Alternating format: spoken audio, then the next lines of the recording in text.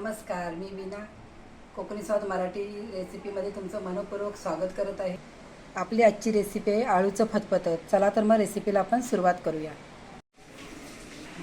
आपल्याला जे लागणारं साहित्य आहे, आपण वाल आणि शेंगदाणे बॉईल करून घेतलं। त्यानंतर आपण जे आळूचं फतफतं करायचं त्यासाठी आपण ते बॉईल करून घेतलेलं। त्यासाठी बाकी लागणारे आपल्याला आहे मिरची, कढीपत्ता, लसूण, राई, जिरं, हळद, हिंग आणि कोकम।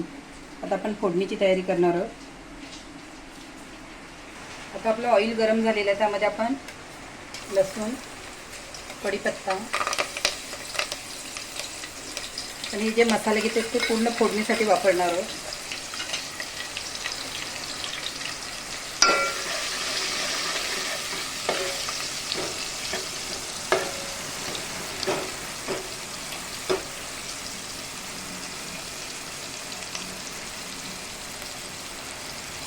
आता आपली फोडणी तयार झालेली आहे। त्यानंतर जे आपण वाल आणि शेंगदाणे बॉईल केले ते घालायचे आहेत।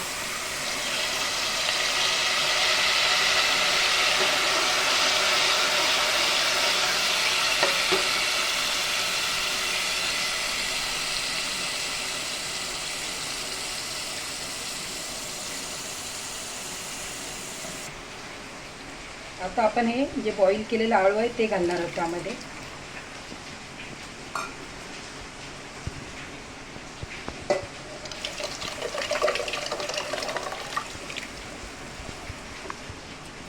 त्यानंतर आपल्याला उकळी आल्यानंतर आपल्याला चवीनुसार मीठ घालायचं।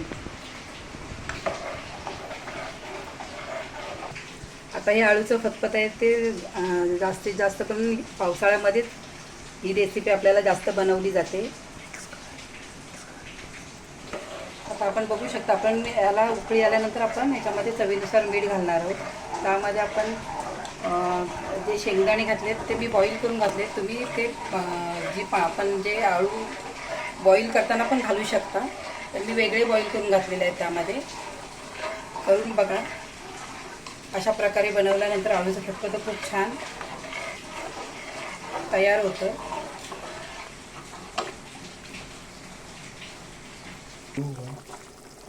आता आपण पाहू शकता छान उकळी आलेली आहे। त्यानुसार आपण आता चवीनुसार मीठ घालायचं आहे त्यामध्ये। असा खमंग असा छान वास येतोय। हे आळूचं फतफतं तुम्ही राईस किंवा भाकरीसोबत पण खाऊ शकता। हे आपण चवीनुसार मीठ घातलेलं आहे त्यामध्ये। आता जशी आपल्याला उकळी आळूच्या फतफत्याला येत आहे तशीच आपल्याला येऊन द्यायची आहे। छान शिजल्यानंतर चवीला अजून खूप छान लागतोय।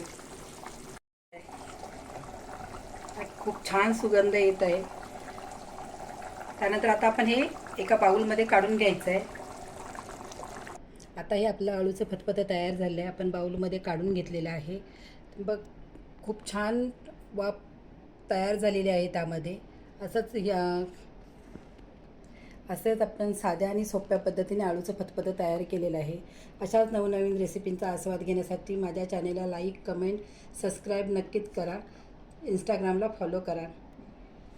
चला तर मग भेटूया पुढच्या रेसिपीमध्ये। धन्यवाद।